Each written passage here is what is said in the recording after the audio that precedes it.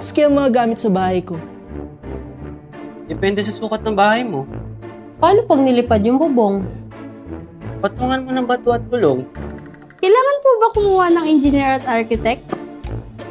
Kaya ba ng budget mo? Paano mo nalaman yung tibay ng gawa? Pag lumindol. Paano kaya kabilis tumatapos?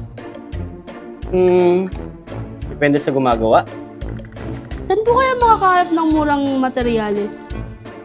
Pwede sa hardware. Rigor! Wait a minute! Who are you? Lena? Ay, hindi po to Batang Quiapo. Ay, sorry po, engineer. Buntis kasi ako. Hindi ako kasya sa pinto. Hindi gawa ka bagong pinto. Magkano kaya magpagawa ng bahay?